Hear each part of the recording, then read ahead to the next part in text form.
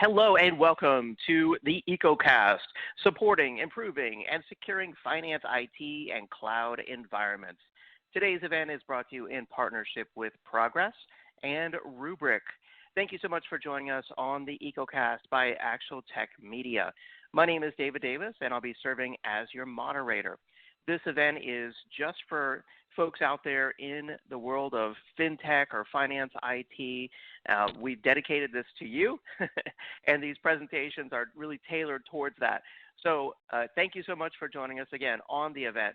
Before we jump into it, just a few things that you should know about the EcoCast. We want this to be an educational event for you.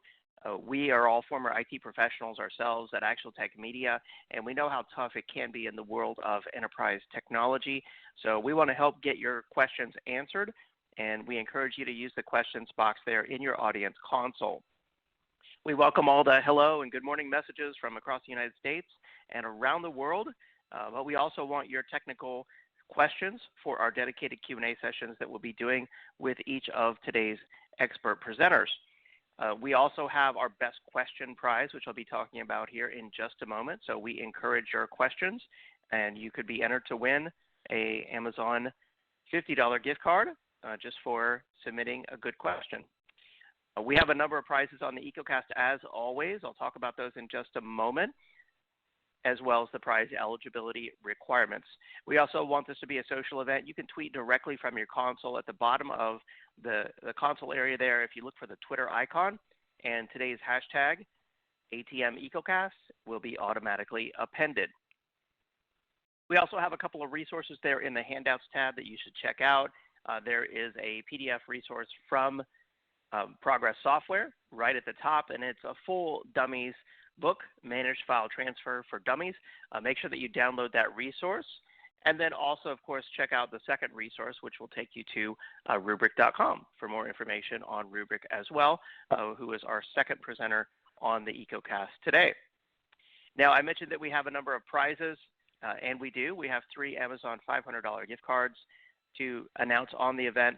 I'll be announcing the first one after our first presenter, and the second final 2 gift cards after our second presenter on today's relatively abbreviated event from our typical much larger EcoCast.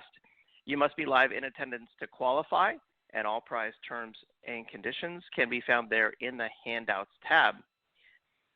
We also have, as I mentioned, our Amazon $50 gift card for our best question. This is a $50 gift card, not just one, but one for each session. So there's 2 sessions on the event today, 2 presentations. That's 2 gift cards.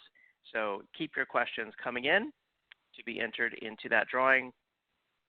Prize winners must be able to meet the Actual Tech Media prize terms and conditions, of course, as well. We'll contact the prize winners for the gift cards after the EcoCast today. As I mentioned, the prize terms and conditions can be found there in the Handouts tab. We will reach out to prize winners after the event via email, and all prize winners must be able to submit an IRS Form W-9 to Actual Tech Media.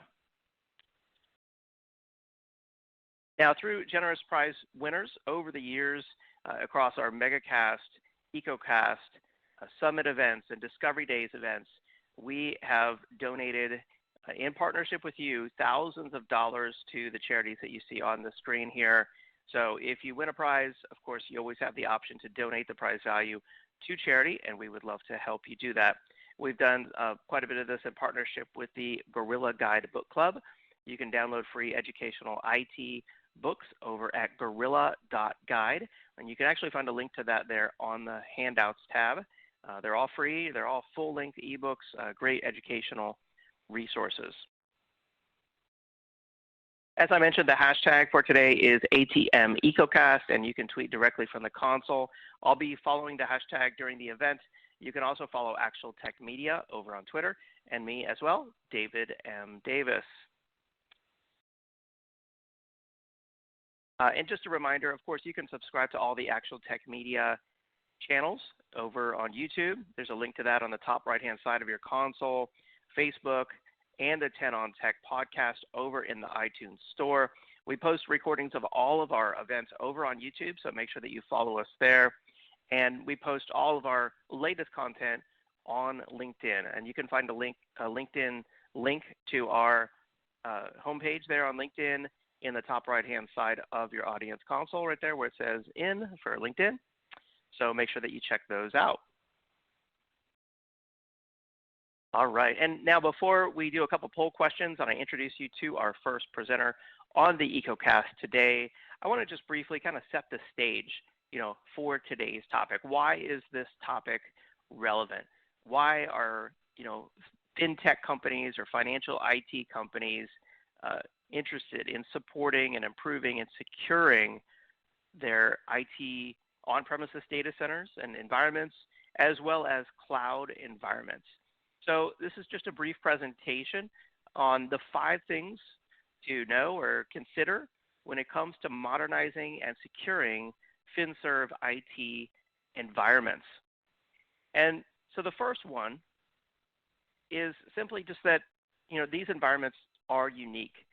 This is different than just your typical, retail location. I know many of you are in the world of FinServ IT, financial services, banking, investment, also, insurance, real estate, tax planning, things like that. And these environments are different from, as I said, just your typical, small or medium-sized company. They're highly regulated. They're much more focused on compliance than other verticals. For example, other verticals like retail. And so compliance is just critical. And in many cases, from what I've seen, and of course I welcome your feedback and your thoughts, traditional financial services organizations might not innovate as rapidly as other verticals. And I know there are vertical organizations in the financial service industry that are very rapidly innovating. But if you think of your traditional regional banks or something like that, they don't typically innovate as quickly as maybe other verticals or as rapidly as newer startup fintech companies that are really pushing the innovation envelope. So FinServ IT is unique, and we talked about compliance, but security is also very critical. And you're dealing with so much personal information, PII, personally identifiable information, and so much financial information that security is more critical in financial services than in other organizations out there. And so that's why I think you'll hear a lot about security from today's expert presenters here on the EcoCast. They'll be focusing on security and how they can help you, to improve your security posture and improve your compliance as well. And then with so much personally identifiable information and financial records, so much valuable data, I mean, that data is gold to malicious attackers. Unfortunately, FinServ IT organizations out there are more prone to being attacked by ransomware or other malicious attacks, and also much more prone to fraud, business email compromise, these types of executive attacks that are happening. We really have to be on the lookout for those types of things more than ever before in FinServ IT organizations. And I think the solutions you'll learn about today will be critical to preventing those types of attacks. And then also visibility is really key. I mean, we talked about compliance being so critical. Well, along with compliance comes visibility, not just visibility into what type of data you have and where it's going and what it's doing, but also visibility into your security posture and your networking, your network configurations. All of these things, you need visibility around data protection and disaster recovery. Visibility is just so key, especially when achieving this type of compliance while holding so much valuable data. And then really compliance, as we said, is a must. You've got to remain compliant. And so those are my 5 things that you should know about FinServ IT. To me, 5 things that make it unique. But I welcome your feedback. I want to hear from you out there in the audience. You're out in the world of FinServ IT and these IT organizations in the financial industries. And so I've got a couple of poll questions here for you. The first one, it's on the screen there, being with the impact of COVID on businesses of all sizes, but I mean, I'm sure it's been seen, especially in FinServ IT organizations. How have budgets changed for 2021? And I'll share the results of this poll with you. You can kind of see how you stack up with your peers on the event today. If you haven't answered one of these polls, just select the option that corresponds to you and your company out there. I'll give you a moment to do that. If you don't see the options or the poll, or you can't answer it, try a refresh on your web browser, and 99% of the time that will resolve it. All right, thank you everyone who responded to that. Let me share the results of this with you. And what I'm seeing here, it looks like 43% said that budgets remain the same, 29% said budgets are increasing, and 26% said budgets are decreasing. And so I take this to be good news. I mean, if you add up the 43 with the 29, let's see, don't make me do math live, I think that's 72. 72% out there say that their budgets are either remaining the same or decreasing. So that's the vast majority. I mean, almost 3/4 of the companies represented on the event today either have budgets remaining the same or increasing. So that's great to see. Second of 3 poll questions is on the screen now, and the question is, which of these are your top projects for 2021? Ransomware prevention and security, data protection, disaster recovery, just business process improvement, maybe shadow IT is a concern, not implementing shadow IT, but preventing shadow IT, compliance, maybe cloud migration, or is there some other project that's not listed there? Just drop it in the questions box, and I will share it with everyone out there. I won't mention your name, don't worry. All right, I appreciate everyone's response here. Let me share the results of this one. And it looks like 46% said data protection and disaster recovery. That was the highest response. And then we pretty much had a tie between ransomware prevention and security, business process improvement, compliance, and cloud migration. Kind of an equal tie, 30-something% across the board on all those, followed by 11% said they had projects not listed. I encourage you to drop those in the questions box. I'm curious to see what I missed on the poll there. What else is more important to you, or what else are you working on in 2021 that's not listed? So thank you for that response. And then final poll now, before I introduce you to our first presenter, and that is, what's your time frame for adding new solutions in your organization or updating existing IT solutions? You know, we talked about critical projects. We talked about budgets are, staying the same or improving from 72% of companies out there. So what's your time frame to get something done when it comes to new solutions like the ones that we'll be talking about here on the EcoCast today?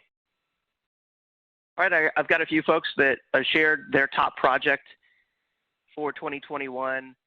David out there said modernization. Absolutely, great one. I'll have to add that on the list for next time. Just keeping everything up to date is a never-ending challenge in the world of IT. Nicole said incident response, just dealing with security incidences or being prepared for any sort of incident that happens. Daniel said SAP is our big project for the year. From what I hear, that is always a big project, and sometimes it lasts many years. But hopefully not for you. Hopefully it goes smooth and gets implemented quickly. Ned said maintaining current status while working from home. Absolutely, I know a lot of IT pros are simply just trying to get by with our current situation. And then Daniel said, 3-year timeline on SAP. Wow. Well, best of luck with that project, Daniel. I hope the results are worth the lengthy efforts. All right, thank you everyone who responded here to the poll question about your time frame. Looks like most folks are looking to do something, within the next 12 months to modernize their IT infrastructure or update existing IT solutions. And with that, let's go ahead and kick off the EcoCast here with our first presenter. I'm excited now to introduce you to Andrew Lorando, Principal Solutions Engineer at Progress. Andrew, are you there? I'm here, yes. Awesome, great to have you. Take it away. Excellent, yeah, thank you. Yeah, so my name is Andrew. Today I'm really here to kind of walk us through a few of the issues that we've seen that we're really helping some of our customers overcome when it really comes to allowing employees that are now dispersed into work from home environments to be able to really go through, facilitate their processes, and really empower them to be able to continue their workflows in this environment. So what are some of the things that we're going to walk through today? Really, what are some of the major pain points that we're seeing in a work from home environment, specifically when it comes to file transfer? And what are some of the top 5 issues that we're seeing? But how do we actually go about keeping this information secure, whether it's intellectual property, if they are dealing with regulatory compliance data? What are we doing to accomplish that? And because it can contain this type of information that is typically going to be very secure in nature, how are we ensuring that we're not introducing any data loss or non-compliant transfers, things like that? And really, to kind of tie it together, what is MOVEit and why is it helpful? So we'll really walk through those today. Now, to kind of start us off, some of the pain points that we're all kind of going through right now in this work from home culture, and more organizations are coming out daily saying that they're going to be adopting this going forward. So some of your organizations may be going through this decision-making process today or have. But really, we want to ensure that we're keeping that data security level. Employees, services are going to require to transmit this sensitive data as part of their role. So we want to ensure that it is being handled in the utmost secure manner to facilitate these transfers between individuals. And by doing so, we want to provide them a path of least resistance to actually communicate with one another. If we just allow users to go out there and find their own services, they're going to go with the path of least resistance, potentially introducing at least some level of a shadow and IT environment where we don't necessarily have visibility into who individuals are interacting with, what data is being transmitted, which really kind of goes against the idea of compliance and data protection. These files are just out in the wild. We don't know if they're encrypted. We don't know who they're being transmitted with. So that's really kind of the theme here. Now, how individuals are doing this today in a work from home environment is a lot of the time they might be interacting with personal devices. It could be they have a desktop computer at home that they're more comfortable with rather than a work laptop where we have additional controls over it. Being able to track where these files are actually transmitted, who they're interacting with. And obviously a backup and restore functionality here too. If we don't have control over where this data resides, there's no real way for us to determine, do we have a recoverable copy of this data in the event of a disaster recovery scenario. So that's a lot of the time an overlooked part of this puzzle. And of course, the compliance aspect, if we don't have visibility, it's very hard to prove out from a compliance standpoint that we are handling this data in a manner that is falling under those regulatory compliance. And then two, data flow and security protocols. If users are just transmitting data between each other, a lot of the time it might just go through standard email. And if that is the case, are we ensuring that it's being handled through a secure protocol. So a lot of the time that is really what we're talking about here.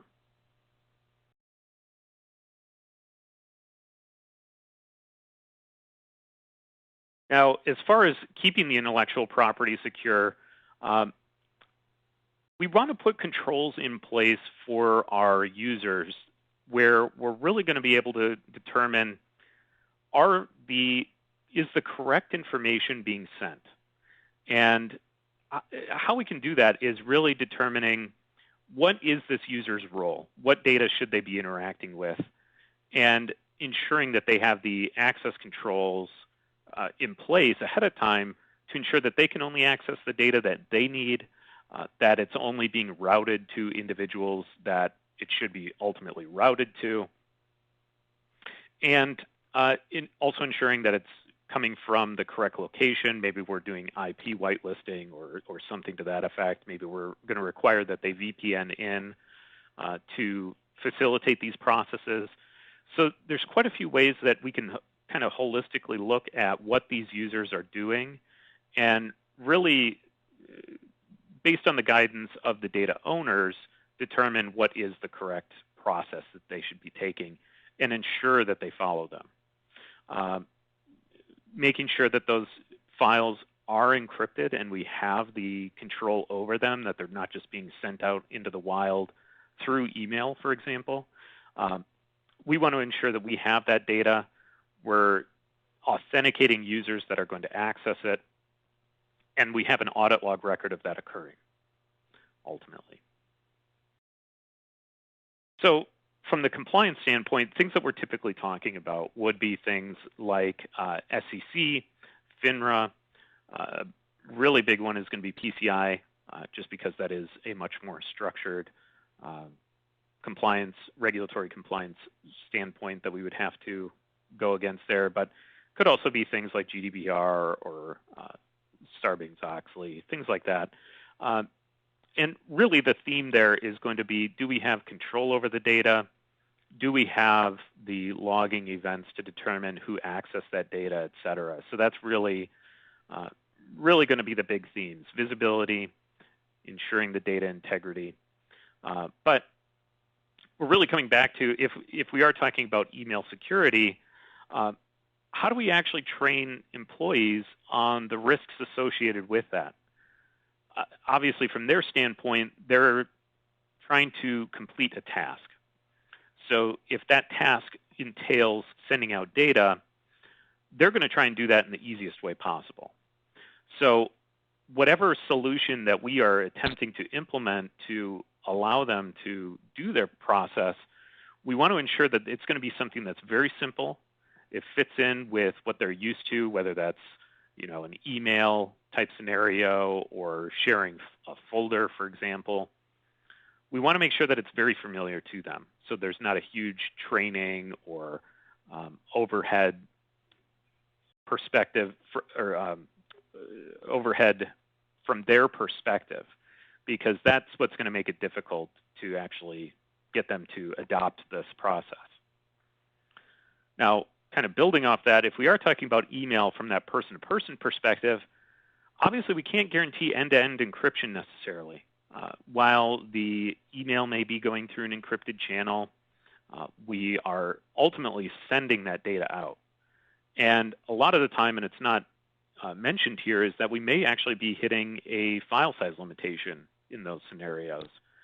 So we want to have a solution that's going to be able to provide a path of large files as well as sensitive data. Obviously, the access controls are going to be a huge component here. We want to ensure that we're sending data out to an individual, and that individual is the expected recipient of this data. So when they come in, we want to have that audit log record. So from a data security perspective, what are some of the security threats that we would consider? And I was looking at the poll results earlier, some of the things that were coming up there are very common threats that we would potentially see. So we want to limit things like ransomware, ensure that this data is coming from sources that we expect, and ultimately ensuring that we have the logging record of those occurring as well as backup and restore capabilities. So training remote staff, it kind of loops back to what I was mentioning a couple minutes ago about providing a path of least resistance for these users. Again, we want to provide a solution that's going to be very easy to use for them. As far as the sensitive business data, who has access to it, again, keeping those controls in place is very big. Now, the P2p data transfers, even when we are talking about email or users going out to third-party services where we don't necessarily have visibility, we ultimately have to ask, how are we handling that from a business continuity perspective? And this is true even when we're talking about implementing potentially a new solution. So we want to ensure that we can provide business continuity, especially when these users are dispersed. They could be dispersed geographically, maybe not even in the same city. So we want to ensure that they're going to have a place where they can facilitate their processes no matter where they are or what happens. Providing the tools for them to facilitate these collaboration efforts, whether that is maybe a loan officer requesting documentation from an applicant or a data extract coming out of a core banking system or something to that effect. We want to ensure that we have a place for these processes to take place and that we're really setting these controls ahead of time. So when we're talking about authenticating users,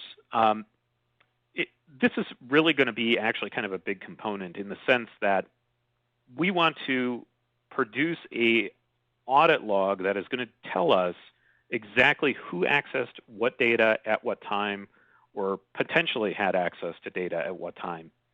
And to do this, we're obviously going to authenticate our users, but the way that we do that, we want to ensure that we can leverage existing authentication sources, whether that's our Active Directory groups or maybe we have a single sign-on in place.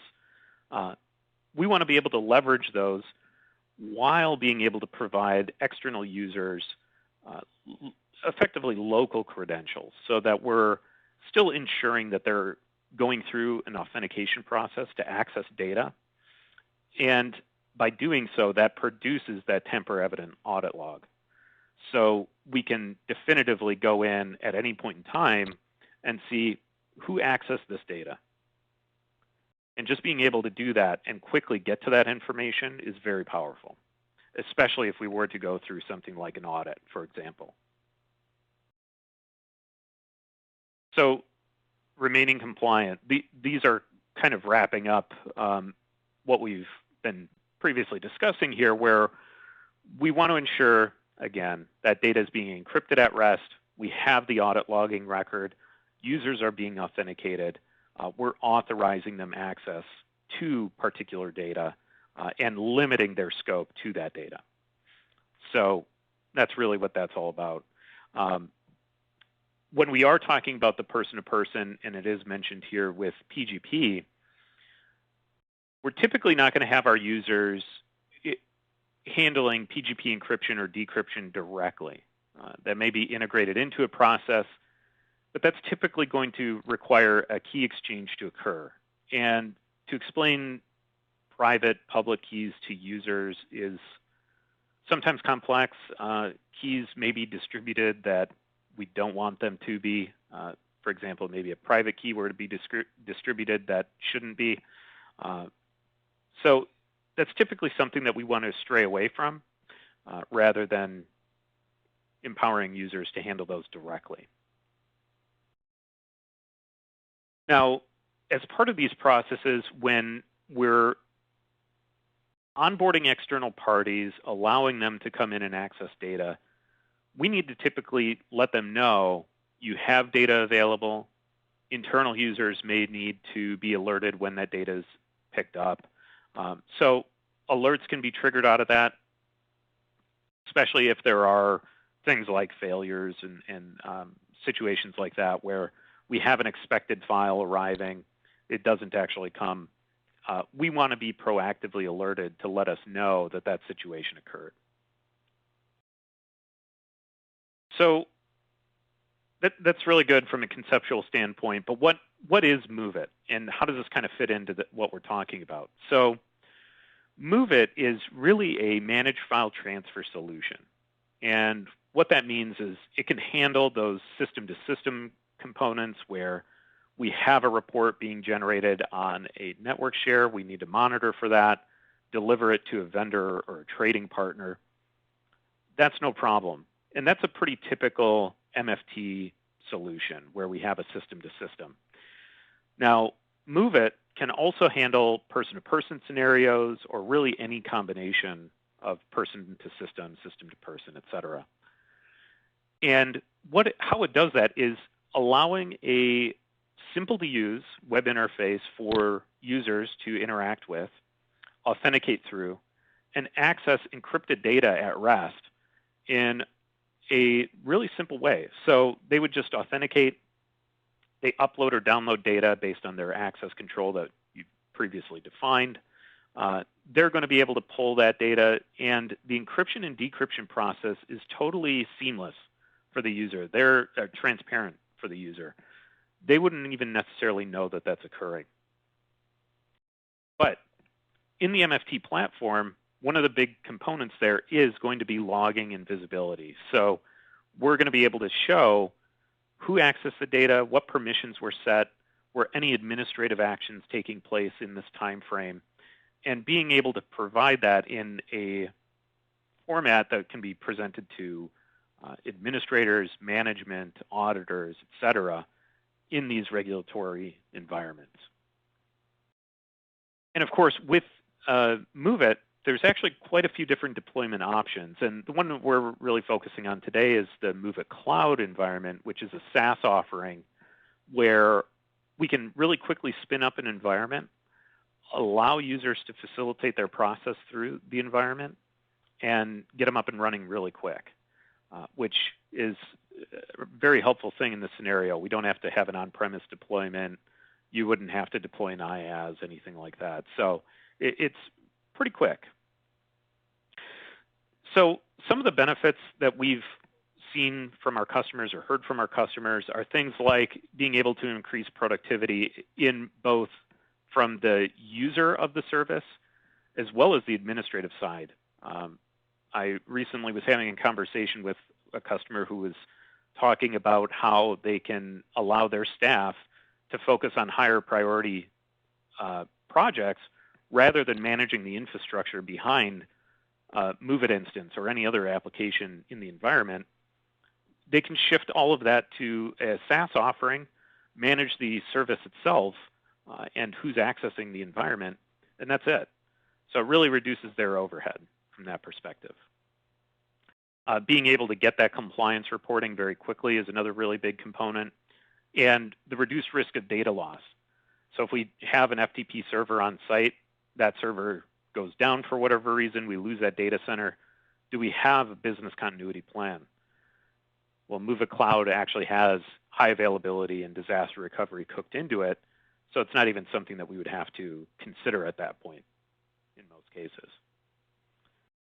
And now we're able to do that by having industry-leading security surrounding encryption at rest, the protocol encryption, et cetera, and being able to send both commercial and personal information between these individuals. And there again, we have the example of the mortgage applicant.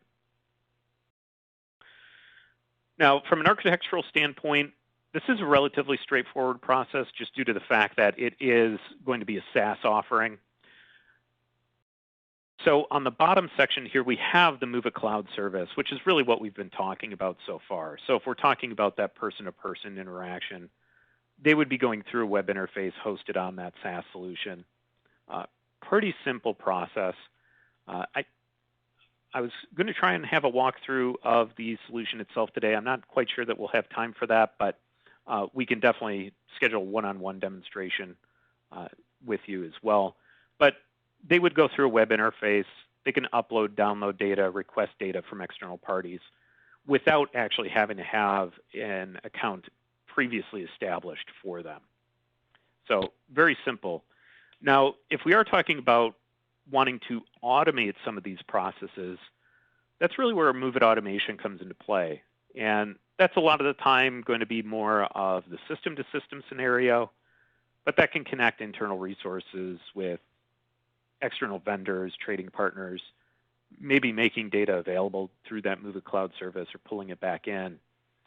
But the nice part about the cloud service in particular is that Move It does go through a Move It Cloud rather does go through a independent third-party audit for both HIPAA and PCI.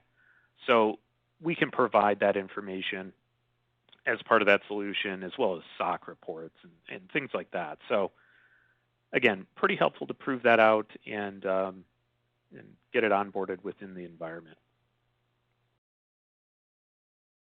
So benefits of managed file transfer, I think we've kind of touched on these, but it's really going to be about the visibility, ensuring that users can facilitate their process, even though that we're really empowering them. We want to be able to put some controls in place to control as far as how that's being interacted.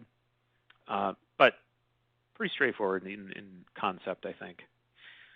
So as far as Move It, if we take a step back from just cloud, there is really quite a few different deployment options. So depending on your particular needs, whether this data has to stay on-prem, I know that's going to be a scenario in some cases.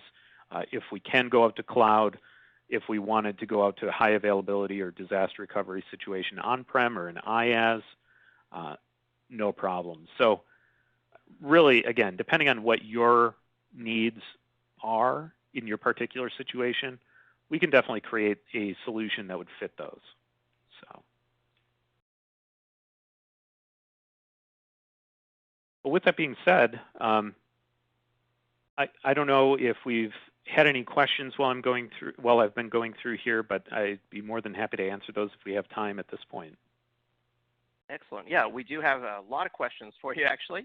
And while we do that, I'm just going to bring up this poll question for everyone out there. What additional information would you like about the Progress software solution that you just learned about?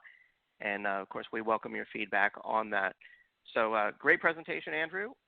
Let's see, where to start with questions. That's the real question here. I guess I'll just start at the top. Eddie's asking, does Move It facilitate data transfers between cloud platforms, or is it more of a standalone file transfer platform for getting data in and out from one party to another? Right, excellent question. Yeah, so as far as transmitting data between cloud providers, that is definitely something that can take place. That would typically take place through the Move It automation service, where it's really going to act more of a client. So we would establish those cloud environments as hosts or endpoints for data and be able to use them as either a source or destination. So that would be something that it can do, and there is actually going to be a built-in host connector for Azure Blob and AWS S3 buckets. But with custom scripting, you could actually connect really to anything, Google Cloud, whatever the case might be. Very cool. Aaron says that his company already uses Move It, and it's a very great tool. He really enjoys it. So that's always good to hear. Adam is asking about the pricing model for Move It on-prem versus Move It in the cloud. Yes, that's another excellent question. So as far as Move It on-prem, that would be really typically going to be a server-based license. So it's a one-time server cost and then ongoing support and maintenance for that. So kind of one time and then that recurring. Move It Cloud, on the other hand, is really going to be a usage-based, whether that is going to be a user-based model or maybe a storage and bandwidth-based model. But really, depending on your requirements, we would work through with you what's going to be the best way to deploy and which model would work best, definitely. Very nice. Aaron's asking if there's any integration between Office 365 and MoveIt. So with MoveIt, from the person-to-person perspective, there's a few different integration points. One, with facilitating those person-to-person, they can be initiated through Outlook. Now, that is going to be through the Outlook Thick client at this point, but there would be a plugin for that. Now, users could also be going through the MoveIt web interface to facilitate those transfers. So it is something that is web native in that case if we wanted to go that route. But we can also integrate with SharePoint Online using the MoveIt automation tool as well. So we could be uploading and downloading data from that instance as well. Excellent. There's a question here about whether or not MoveIt could be used for large video files. Yeah, so that is going to be one of the typical scenarios that we would see, is that we're trying to transmit data that is just too large for something like an email attachment. And with MoveIt, there are no file size limitations. So if a user is uploading a multi-gig marketing video or whatever the case might be there, that is going to be something that can be done through the MoveIt platform. Excellent. Another question came in. They're asking about custom scripting or automation from a command line. Is that possible? It is, yeah. And there's a few routes there that we could go as well. So the MoveIt Transfer Server or MoveIt Cloud Service does in fact have a few flavors of API that we could leverage. There's a REST API, a .NET, a Java. So both administrative actions as well as user uploading, downloading could all take place through a programmatic interface, that route. There are also command line interface clients that could be used to upload and download data that are pre-built, as well as through that automation instance. You can do custom scripting there as well. While it is kind of an edge case that scripting would be required there, that is something that can be done where you can interact with third-party services, get information back from them, a response back from them, and use that in the processing of files as well. So there too, there's quite a few different integration points that we could potentially leverage. Nice. And I know compliance was a big concern I talked about at the start of the event. Could MoveIt help companies to be more compliant? Absolutely, yeah. So from the data compliance perspective, when we are transmitting these files, proving out compliance is going through an audit, right? So being able to provide the auditor the information that they're going to require as part of their process to determine, is this a compliant environment or not, MoveIt provides all of those reporting capabilities and visibility options as far as what is configured on that system. So that's really going to be the key component there. To kind of layer on top of that, if we were deploying with the MoveIt Cloud SaaS offering, because we go through that third-party independent audit, we actually have attestations of compliance and various reports like a SOC 2, for example, that really help with that, both from an internal discussion in a lot of cases, as well as going through that audit process. Very nice. And then what about when it comes to getting started with MoveIt? Is there a free version or a trial, and how easy is it to get started?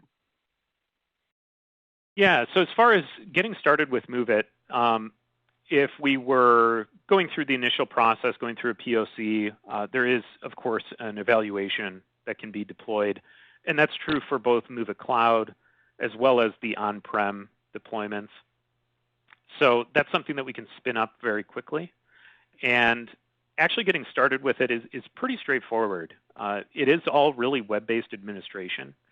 So walking through setting up users, creating directories, setting permissions, all that's pretty straightforward. So actually getting spun up and ready to start interacting with the service really typically just takes a few minutes. After that, we just go through the user account folder creation process, really. So pretty straightforward. Yeah, sounds very easy to get started. Well, Andrew, I'm afraid that's all the time we have in our live Q&A session here. There are exactly 50 questions in the folder for you to try to get back to. There's obviously a lot of interest and excitement about the solution. So hopefully you can help out some of those folks. I apologize we didn't have time to answer all of those. But really great presentation. Thank you so much for being on the event today. Yeah, thank you. I appreciate it. Yeah, and thank you to everyone out there for the excellent questions. We'll route those to the Progress Software team. Hopefully they can help to respond to as many of these as possible. Also, don't forget to download the handout that's there in your audience console in the Handouts tab, the Managed File Transfer for Dummies ebook. The full book, it's there for the taking. So that might also help to answer some of these questions as well. And so I'll just leave up the poll question for anyone to answer who didn't have time to while I announce our first Amazon $500 gift card. Let's see, that gift card is going out to Hermena Murphy from Washington, D.C. Congratulations, Hermena Murphy. And I've got 2 more Amazon $500 gift cards to give out after our next presentation, so make sure that you stay tuned for those. And with that, I'm excited now to introduce you to the next presenter on today's EcoCast event. Welcome, Mr. Mark Murphy, Systems Engineer at Rubrik. Mark, great to have you. Take it away. Hello, my name is Mark Murphy. I'm a systems engineer with Rubrik. I am going to take you through what Rubrik is doing for the financial services industry. First, let's take a quick look at the agenda. It'll be an overview of requirements that we're seeing coming down from the business, what we see as required by the folks that are running the data protection within that industry. An intro to Rubrik, hey, what's Rubrik doing about these requirements, and get you through a demo. So from a requirements standpoint, here's what we see coming down. We see data management and data protection becoming more of a boardroom conversation than it was in the past. So regulations such as FINRA requirements, SEC 1784, coming up more often. Cybersecurity, of course, being in the news, being able to protect our privacy of our customers. And we're getting a lot of external pressure from our customers to protect the data, make sure that it's locked down and that the data is safe with our industry. What that means from a data protection standpoint is this: we're still dealing with a number of fragmented hardware and software issues in the field. So master servers, media servers, things like that, all tied together to protect our data. Even if we manage to take care of that, we still have a fairly complex backup process, meaning jobs tied to schedules, tied to Windows, these VMs at 6, these VMs at 7, and so forth, that we have to manage to protect the data. It's also difficult to test recovery, not just for the machines themselves, but to prove that we have a solid disaster recovery plan with our data protection strategy, that we have an immutable copy off-site that can't be affected, what we consider to be an air gap copy.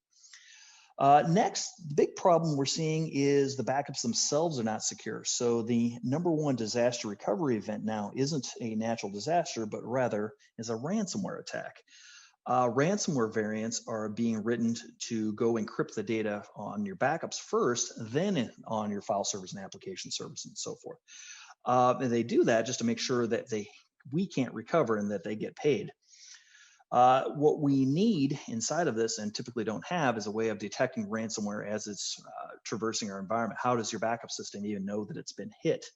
Also, from a reporting standpoint, how do we simplistically get a report to prove to our auditors that we're actually meeting these requirements? Lastly, what we're looking for and what we don't see a lot of are businesses that are cloud ready in financial services. So it's really a matter of getting our security standards and our protection standards ported to data in the cloud. And that seems to be our biggest shortcoming. So how do we get data running out there? How do we natively protect it? How do we test it out and so forth? So from a Rubrik standpoint, what Rubrik is out to do is modernize and simplify the backup and recovery process itself. So consolidate the hardware stack, get rid of all the single points of failure, get us into a realm where we've got a simplistic policy to go manage all this data without having to get particularly granular, let the system itself discover new virtual machines and databases and protect those for us. Lower the recovery time objective so we can get these machines up and running in a much faster fashion rather than having to wait for it to restore. Lower our recovery point objective so we're protecting more often throughout the day.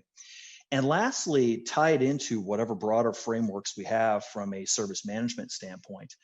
So we're not managing individual entities just like backup and recovery, but rather whatever the broader picture is, make sure that we're using our APIs to go tie in with that picture. Second is comply with the regulations. So give us a way to validate that these backups are actually good. So go make a bunch of machines appear so I can test against those without having to affect production. Make sure this backup system has a way to detect the ransomware and remediate from it quickly. Get that research project of trying to figure out what data was hit, when it was hit, and how quickly can I recover it down to a minimum. A big piece of what we're doing is around user access control and retention locks. So not only locking down the backups themselves, but really getting granular on how we allow access into Rubrik itself, being that it's really the last line of defense. And lastly, data governance and compliance, knowing what's inside of this data, who has access to it, where is the PII in my environment. And thirdly, enable cloud capabilities. Get the data out to the cloud in a very secure fashion, make sure it's encrypted, user access control is in place. Launch those VMs in the cloud. So be able to take a virtual machine and launch it in AWS or Azure or Google Cloud. Test our lift and shift. Protect VMs that are now natively running in the cloud. And make sure that it's cloud vendor agnostic. So if we need to shift from one place to another, that's a possibility. Just to give an example of a cyber resilience mandate called Appendix J. So things we're doing around this, some of their requirements are anomaly detection remediation. So being able to make sure that the data itself isn't able to be accessed from the outside. So Rubrik's file system cannot be mounted up by NFS or SMB and affected externally. Use machine learning to look at heuristics inside of these files to say, hey, not just the change rate is different than what we'd expect, but that the contents of the actual files in question have actually changed. Role-based access control and retention lock. So this is really given way into a bigger conversations around single sign-on, around multi-factor authentication, and more recently, a new acronym, TOTP, which is time-based one-time passwords. So even if an attacker has our AD credentials, they still can't get into our backup and recovery system. An air-gapped architecture. So if we have a breach, making sure that we have a third off-site copy that's immutable and cannot be affected by that attacker. So originally you'd see solutions around this being, I'd go buy 3 of these hardware appliances, spread them out, and use scripting to bring them on and off the network. Well, with the availability of cloud and Rubrik's ability to get the data to the cloud as soon as the backup is done, we can lock that down using a separate set of credentials just to get a copy off-site. And lastly, give us a reporting framework. Just make reporting and auditing easy for us. So alert on these anomalies, give us a quick way to recover, give us a quick way to export the details of our activities for auditors. So that's the first part. So let me take you through a demo of Rubrik. So this is Rubrik's UI.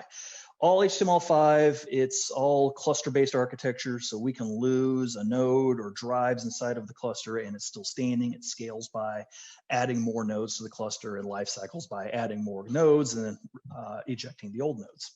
But it comes back with some things you'd expect. Backups, conversion is us taking a VM and turning it on the cloud. Archive is us copying data to the cloud. But all these are live links inside of the system itself. You'll see live mounts, so that's us taking a virtual machine or database and presenting it directly back to a hypervisor and launching it so I can run testing against it without affecting production. Data reduction, so compression and deduplication ratios, and just a list of objects. Virtual machines, databases, physical servers are in here, NAS shares, cloud native can be in here as well. as well as service level agreements. And this is really the heart and soul of Rubrik. So the service level agreement says, how often do we back up any object, being a VM or database? How long do we keep it? How many dailies, how many monthlies, and so forth. And where does it go? Do we just keep a copy on-prem? Do we keep a copy in the cloud? And I'll take you through that in just a minute. And lastly, just capacity metrics, how much data is being stored here locally, how much has been archived outside of the cluster itself. And there are a number of dashboards in here, like compliance. So if I want a quick way to look at compliance, hey, have we met our SLAs as we've set them up? That's all in here as well. This can all be downloaded. This can all be sent to reporting as well. So let me take you through setting up an SLA. So we'll call this FinTech 1. And here's where we can come in and say, all right, I want to protect my VMs or databases or whatever we throw at it. So once a day for the first 30 days and say once a month for, we'll just pick 36 months, but you kind of get the idea. But you can also get a little more granular. You come in and say, hey, I want to back up every 4 hours for the first day. And we can enable things like continuous data protection. So if I want to roll a VM right back down to the second, that's actually possible inside of the SLA itself. You can control the snapshot window. What we'll find out in the field is most deployments of Rubrik are not actually setting the snapshot window, meaning we're just letting Rubrik make up its mind when it's going to back up those VMs and databases. There's an immense amount of throttling built into Rubrik, such as no more than 3 VMs per ESX server at any given time. What it makes it safe to do is say, hey, Rubrik, 1,000 VMs go, without affecting production. So that's the first tab. The second tab says, where does the data go? So replication would be a Rubrik to Rubrik replication where you say, hey, if we're keeping 3 days of backups, maybe I want to keep some number of days, say 50 days at the DR site. Likewise, we can set up an archive location. This can be, and is oftentimes, public cloud. So we'll set up a cloud archive target, for example. And here's where you come in and say, all right, we need to hold our backups for 3 years for audit purposes, but all my restores are coming from the first 30 days. So the design center of Rubrik isn't to go store 3 years of data, but rather give you a quick way to recover and index the data over the past, however many days you're performing a restore. So if you're performing restores from the last, say, 7 days, maybe we'll keep 14 inside of the cluster itself.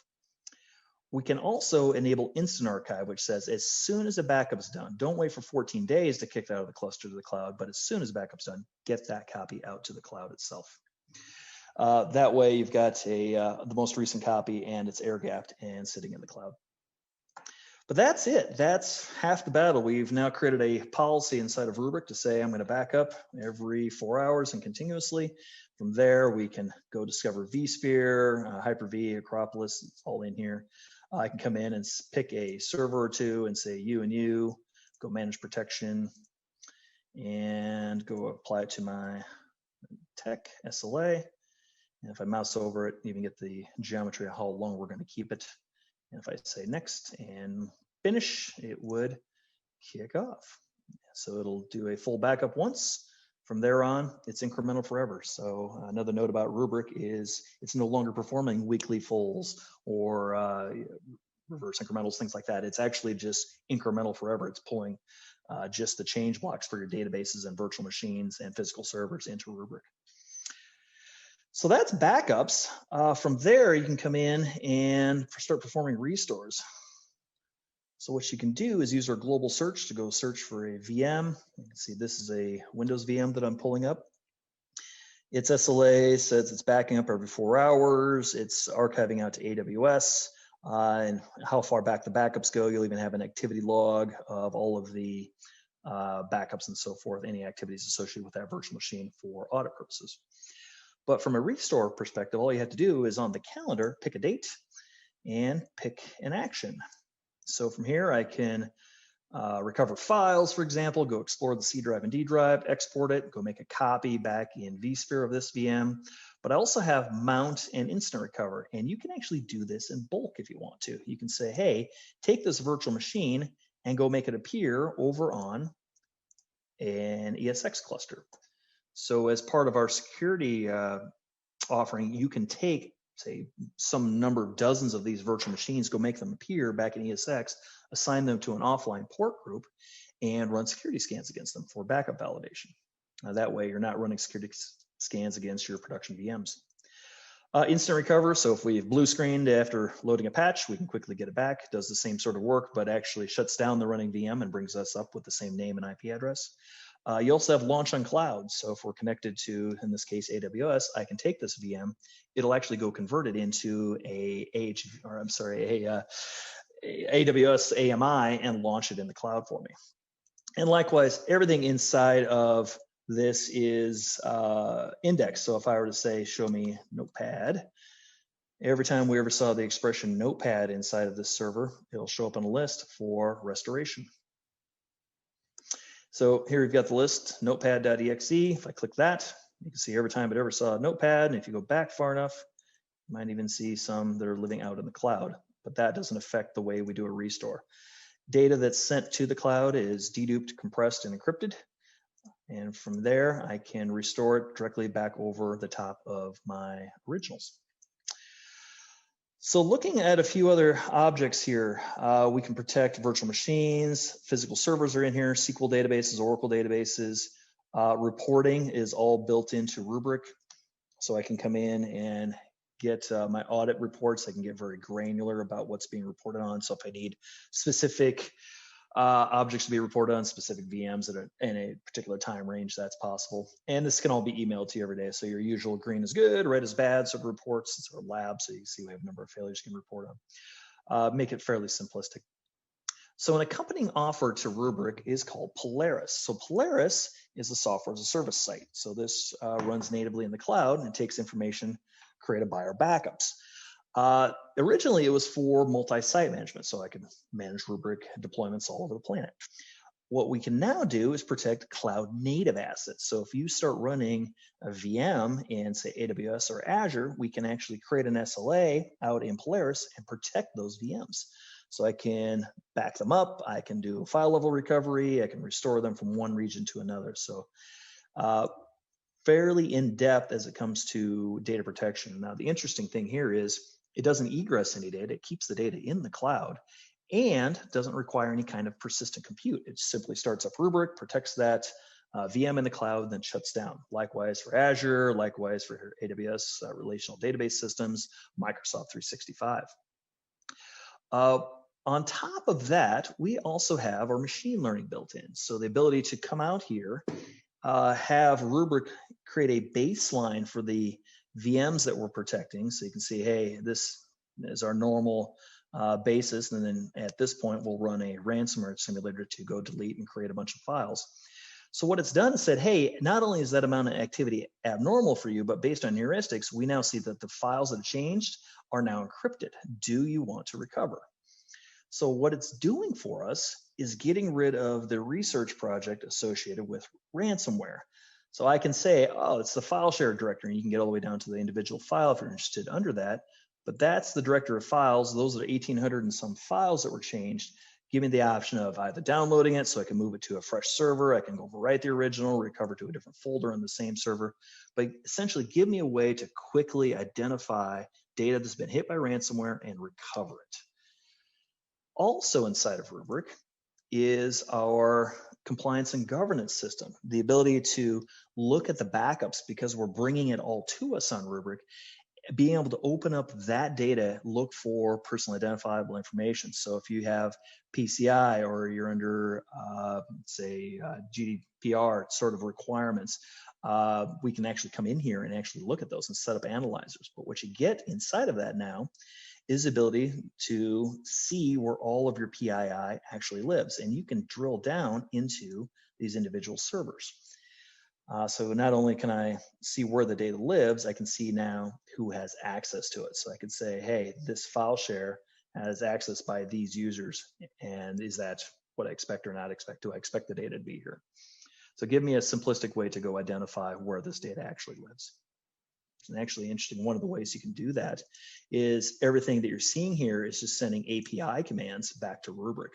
Well, if Rubrik can do that, and our UI is just consuming our API, so can anything else, including ServiceNow. So if you want to go tie ServiceNow in with your Rubrik cluster, just to have it along with everything else tied into one place, that's actually possible. If you want to create or push user-directed restores of files or databases down to end users, that's actually possible within Rubrik as well.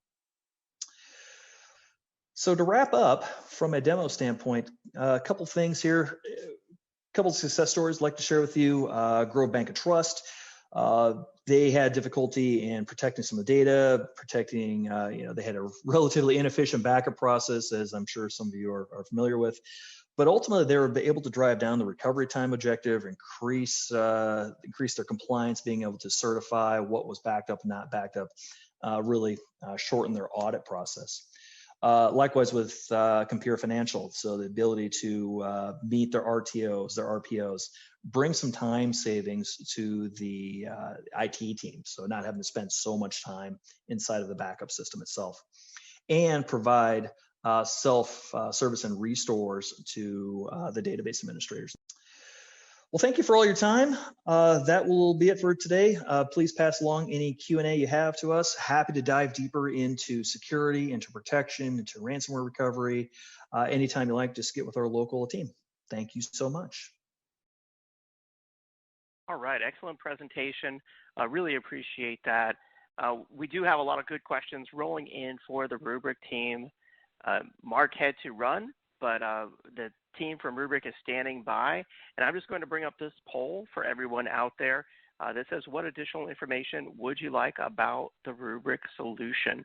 And any questions that we don't have time to respond to on today's live event will be passed to the Rubrik team for their electronic response after the event. So we do appreciate your response there to the poll question. And I've got all the Rubrik questions coming in here, routing those to the Rubrik team. But I want to leave up this poll for everyone to respond to while I announce our final 2 Amazon $500 gift cards on today's webinar. Those are going out to Dimitri Demon from Illinois and Than Ha from South Carolina.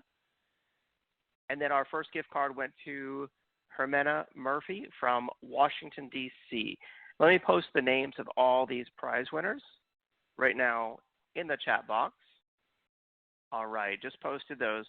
Thank you, everyone, for all the excellent questions, again, for the Rubrik team. And thank you so much for everyone who's answering the poll question. I'll leave that up for another moment. And all these excellent questions from both of our sessions today will enter you into the best question prize.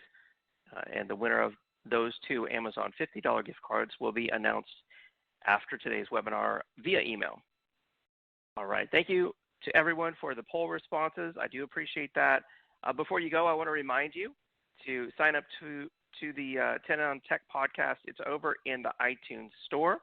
If anyone out there is a potential sponsor or presenter on an upcoming MegaCast or EcoCast event, reach out to us at connect@actualtechmedia.com to chat about presenting. And finally, I hope that you'll join us on our next EcoCast in the series happening next week, entitled Tool Time, Assessing and Selecting Your Next Infrastructure and Application Monitoring Tools. On that event, you'll hear from Gigamon, Nutanix, Progress, OutSystems, and SUSE. We'll also have 3 more Amazon $500 gift cards. So thank you, everyone, for joining us on today's EcoCast, covering supporting, improving, and securing finance, IT, and cloud environments. We do appreciate your support. After today's event, you'll be automatically redirected to our events webpage or homepage so that you can register for upcoming events. We look forward to having you. Thank you so much, and have a great day.